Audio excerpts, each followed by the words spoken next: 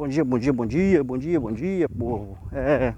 Mais um dia indo para o trabalho, né? Todos os dias eu tenho andado 1h20 para chegar no meu trabalho e andado 1h20 para chegar de volta. E nesse dia, todos os dias eu venho pensando na Bíblia, pensando em algumas coisas que das nossas vidas e baseando na Bíblia, na palavra do Senhor. E hoje eu vim pensando na história de Jacó. Que Jacó foi um cara enganador. Ele trapaceou lá para receber a bênção, que era do irmão dele. Enganou todo mundo, meio mundo de gente. E fugiu. E sabe, no meio do caminho, no meio do deserto, vamos entrar aqui, né? Esse caminho quer ser mais curto.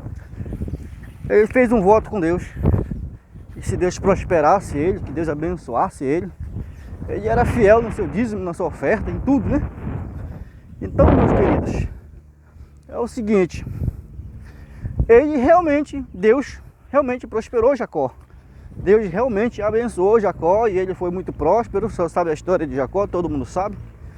Só que, no entanto, tinha algo que lhe perturbava, que lhe ruía, que lhe doía, que ele prosperava, mas ao mesmo tempo que ele prosperava, tinha um devorador lá, que sempre lhe comia o que era dele.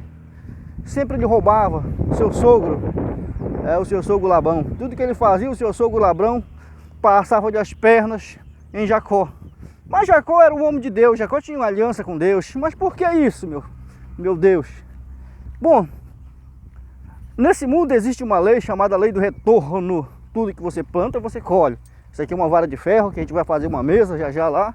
E aqui na ponta dela tem um pãozinho para tomar um cafezinho com os meus obreiros lá na oficina. Então existe essa lei do retorno. Tudo que o homem planta, ele vai colher.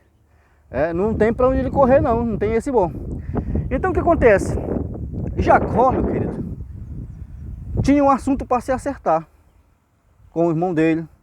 Tinha que voltar na sua terra para acertar os seus pendengas com o irmão dele. Veja só, Jacó era um homem próspero, Jacó prosperava, Jacó era abençoado, mas no entanto ele não conseguia usufruir como ele desejaria, viver uma vida em abundância como ele queria, com a sua esposa, com seus filhos e com seus bens, porque Jacó ainda tinha um assunto a se resolver lá atrás.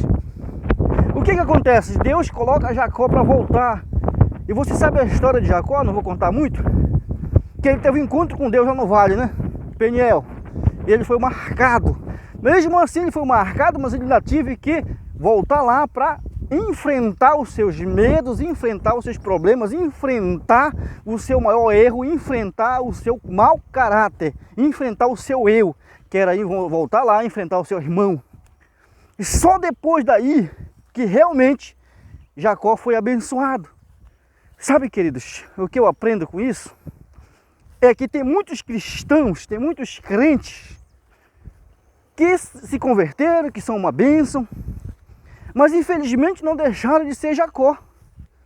Ainda tem, vamos dizer, tem portas abertas para eles, tem tudo para dar certo, mas não dá certo. Por que será que não dá certo? Porque ainda são Jacós, são os Jacós da vida. Veja só, pessoas que fazem negócios mal feitos, vendem celulares no gatilho, carro no gatilho, para as pessoas, dão um cano, enrolam, enganam e querem prosperar. Não tem como. Eu quero que você saiba que Jacó enganou, aparentemente ele foi abençoado, mas depois o negócio começou a apertar para ele, ele teve que voltar atrás e consertar os seus erros. Cristão vive uma vida de miséria, a maioria dos cristãos, porque são pessoas, muitas das vezes, que não ligam para as pessoas que ao seu redor, seus irmãos, seus vizinhos, não estão nem aí, só quero saber de se dar bem, só quero saber de ter um momento momentâneo de prosperidade, de dinheiro no bolso, mas enganam as pessoas, enrolam as pessoas, passam as pernas nas pessoas. Sabe, enquanto você não entender que você precisa voltar lá atrás